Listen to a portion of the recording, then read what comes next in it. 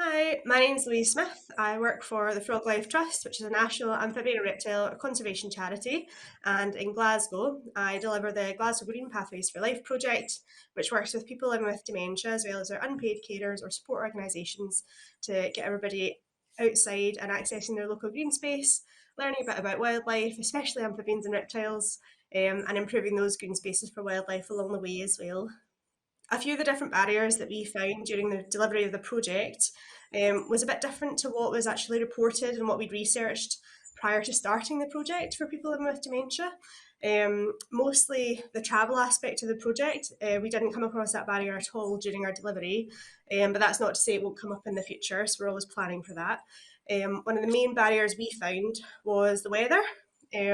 So in Glasgow and Scotland especially, it does tend to kind of rain whenever you don't want it to rain, especially when you're planning outdoor sessions in local green spaces.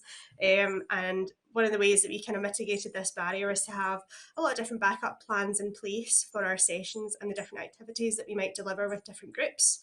Um, so the week before the session, we would discuss with the group what kind of activity we thought might be suitable for next week, what green space we could go to, and then also bring up an option for an indoor activity in the case that the weather was too poor to go outside, or if the group didn't feel able to go out that day, then they knew that they had an alternate indoor activity that they could request to have instead. And we've already planned for that option, which really helped to mitigate the barrier of the weather for the project. One of the next barriers that we came across was risk aversion in both group leaders and participants, but much more commonly found within group leaders themselves rather than participants. Um, so we had a few different ways to kind of mitigate that.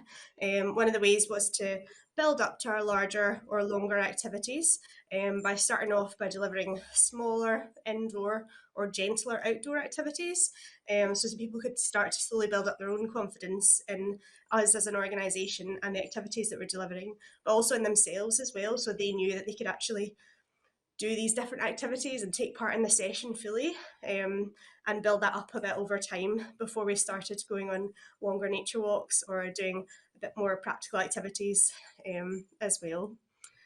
So, as I've already mentioned, for the risk aversion, one of the ways that we mitigated that was to explain the next week's activity to the group and the leaders the week before.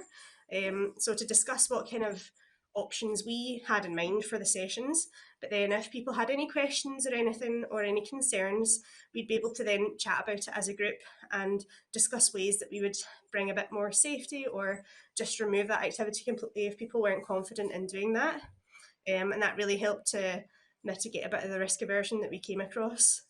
On to some of the activities that we did. So one of the absolute best standout activities that I think we delivered was bird box building, all the way from kind of measuring out the wood to cutting it to nailing it together to painting it, to then putting it outside.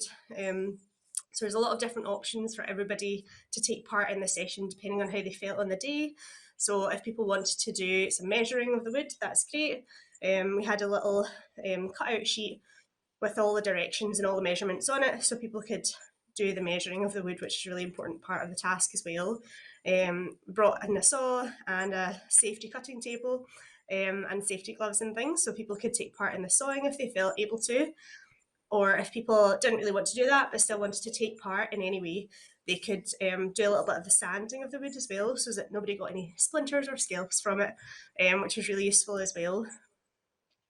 So we delivered this in groups of people living at home and also with care home groups as well, which was a really new activity to almost everybody that we worked with. But it was really, really, really popular.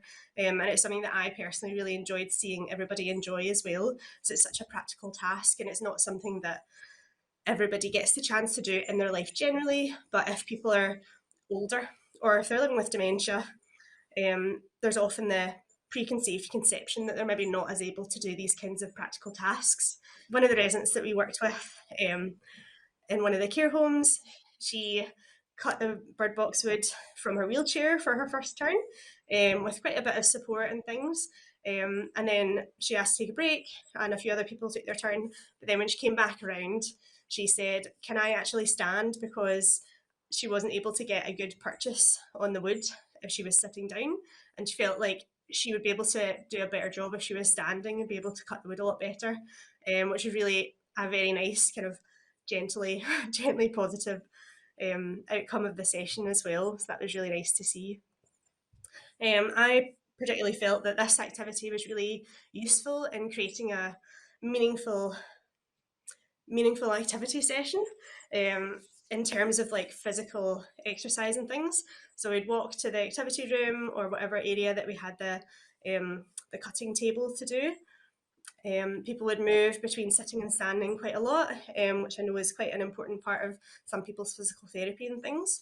Um, and they would walk around the table to take the turn and use different muscles that they maybe hadn't used in years or never really used at all. And a lot of people said kind of things like, oh, I'll earn my sleep tonight and things like that, which was really nice. And I think people really responded to the practicalness and the meaningfulness of this activity, and that they were creating a bird box to put outdoors. In the care homes, it was in their garden, and then for other groups it was kind of in a local green space that they could then have the option to go and look at as well. So it was a really kind of practical, useful activity in making homes for birds. That was really nice. Um, One of the other activities we did was creating a mini pond in one of the care homes we worked in. So we worked with residents and the care home staff to create a small mini pond, which we made out of a small little chug bucket that you can get from outdoor retailers, in their secure garden area at the back. And residents worked to help select the area and cleared it all, and helped to dig a little divot into the ground so that the mini pond could sit kind of partially in the ground and partially out the ground. We brought in some larger bags of gravel so that people could clean and select some bigger stones to be popped inside the wildlife pond as a little ramp for any animals to get in and out of the pond as well. You don't want to leave like a massive gap where the animals have to try and scramble out. And people really enjoyed that activity. We also delivered some pond dipping for groups of people still living at home. And we met this group at one of the local community gardens that they already knew and they'd been to quite a lot before, both with us previously and on their own. They'd seen the pond, but they didn't really have any experience or knowledge to investigate it. So we brought a net and the pond dipping gear, our tray, and our identification guides as well. And we did some pond dipping with them. And we did one session just to see kind of how it went, because the group were a bit kind of concerned about the activity and they weren't sure that they would enjoy it, to be honest, because they'd never done it before. But then at the end of the day, they asked if they could do it almost every session from then on, so they could watch the tiny little tadpoles that we found develop into larger tadpoles and then into froglets as well. So our main learning points from this project, we found it was really successful. So it was a pilot project to start with, but we found it really gave people the opportunity to try new things and learn new things, and explore new green spaces in a different way than they'd previously done. So for example, in Glasgow, we went for a walk around Glasgow Green, and people really enjoyed having us there to be able to kind of do a bit of tree identification and to find ladybirds and things like that, and explore the wildlife of the green space that they'd been to hundreds and hundreds of times before, but they saw it in a new way while they were out with us. That was an extremely valuable lesson for us as well. We saw how useful this kind of project and these kinds of activities are for people living with dementia, as well as their carers and their support organisations.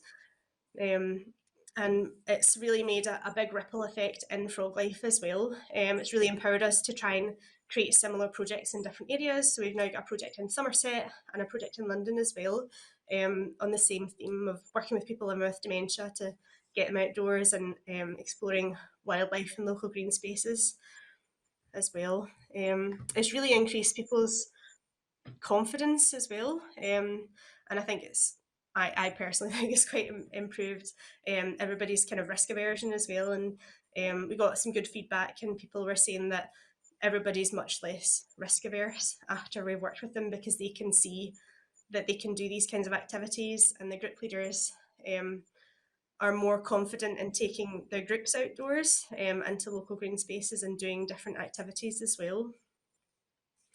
So for the future of the project in Glasgow, We are currently looking for further funding, and we're hoping to deliver some more activities and some different sessions to both the groups that we worked with and hopefully to new groups as well, from about the autumn of 2021 onwards, if we can.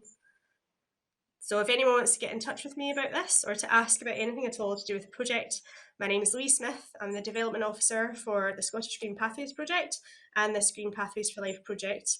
And hopefully my contact details will be coming up on the screen for you to look at just now. Thank you.